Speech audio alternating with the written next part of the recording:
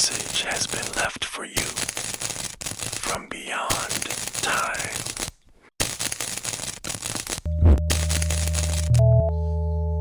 To be in community is to be inconvenienced. Community, genuine community, requires a willingness to prioritize the needs and well-being of others, even if it means personal discomfort or disruption. It highlights the inherent investment and commitment needed to build and maintain strong relationships. Strong relationships and perpetual comfort don't go together. To be in community is to be inconvenienced. My mother is 78. She'll be 79 in October. Scorpio's child. Black boomer mama Scorpios. Where is the support group for us children of black boomer mama Scorpios? Anyway, when I think of her friendships, the most salient one was between her and my godmother, who is now, like me, an ancestor. I remember when she arrived to this realm, we hugged like we never did on earth. My mother and godmother met somewhere around 3rd grade, so we're talking somewhere around 1955. My mother and godmother never took girls' trips. They didn't brunch. I don't even recall them ever going out together socially, except for church, if you call that socially. Now, they had stories for days about the bar up on Broad Street with its grasshopper cocktails and glasses of Taylor Port, but that was before my time. It sounds like late 60s, early 70s mayhem mixed with, oh, y'all really did set the stage for why me and my friends know how to be friends. And also cut the up. I would love to have been a fly on the wall of this bar up on Broad Street. On second thought, never mind. Now, although I don't remember any girls' trip or brunches, what I do remember is my mother dropping me off at my godmom's house some Friday evenings with my backpack for the weekend and a 20-piece Popeye's chicken meal for me and my 4 cousins before going home to nap and get ready to work her 11 p.m. to 7 a.m. nursing night shift at the hospital. I also remember my godmom dropping my youngest cousin, who is 9 months younger than me, off to our house. Never all 4 cousins at once. My mama would have lost her mind with 5 kids at one time.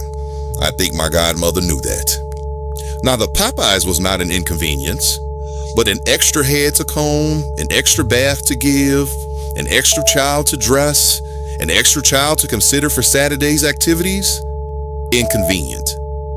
With as much love as my godmother had for me, with as much of a delight as I may have been in her life, I was still an extra person she had to consider along with her 4 other kids as a single mom. Was the ROI positive? Sure, overall. For starters, she wouldn't have agreed to be my godmother had she felt it would have been negative.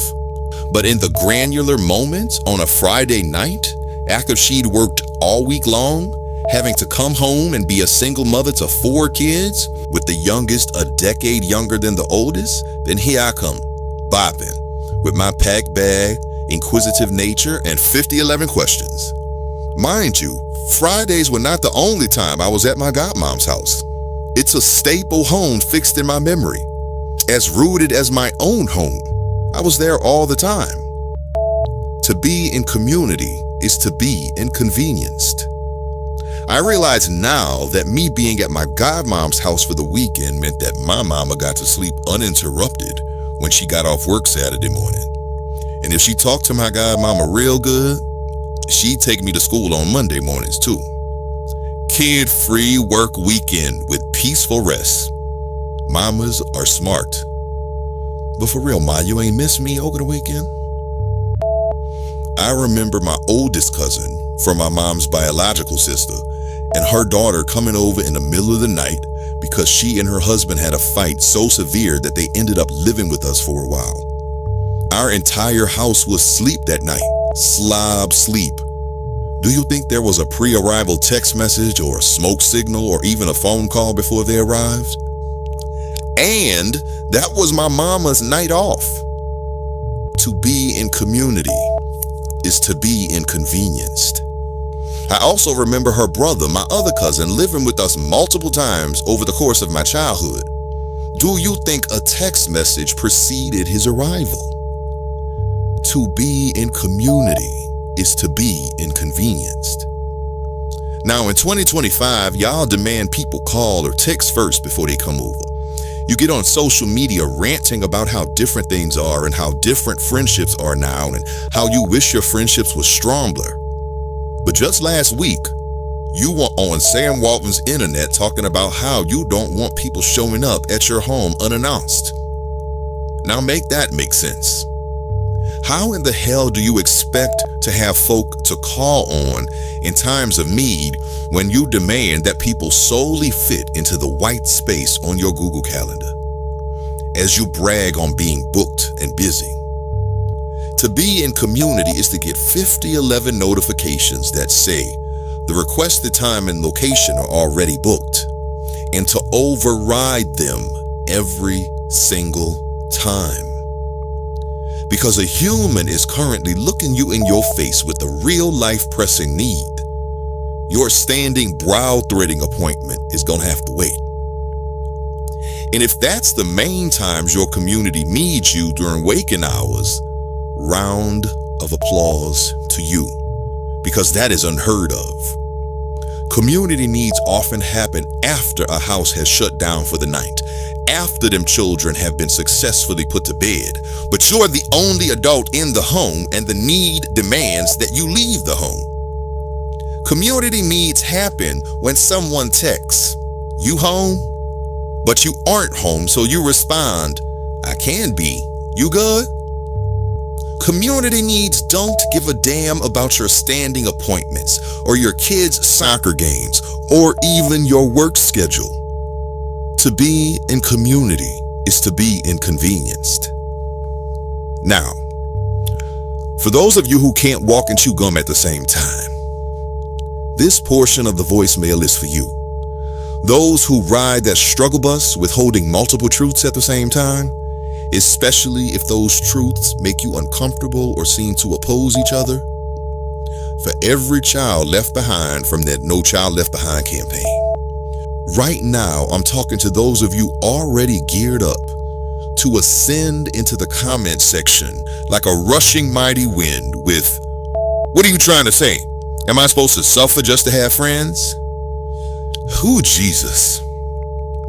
And to those of you who are committed to advocating for Lucifer, fun fact, the devil needs no advocates. Or those who will still somehow manage to mangle what was said to come up with the most of all hounds. To you I say, to be in community is to experience and personally show up for the full spectrum of relationship dynamics, including the ones you are often able to offset in your own lives via outsourcing. Many of you hire nannies to care for your kids. Many outsource your physical upkeep. Many don't even grocery shop or clean your own homes. And there's no judgment in that. But here's the thing. You cannot outsource showing up for a friend in time of need. You must show up physically, in person. You can't send an Instacart griever to grieve with your friend when she finds out her parent has died. You must show up. And let me tell you, death doesn't arrive during banking hours. She arrives when she's good and ready. To be in community is to experience the highest of highs. It's to know that you have people, real, good, solid people, who will ride for you and with you until the wheels fall off, who you can journey through this thing called life with, outside of trauma, outside of sadness, and outside of any downtrodden emotion. And in order to have that, you must be that. One must remember, to be in community is to be inconvenienced. You mustn't start from scratch. You have blueprints. You are blueprints. You are someone's future ancestor. The ancestors have spoken. Now what will you do? Don't leave us on red. When you're ready, play the next voicemail.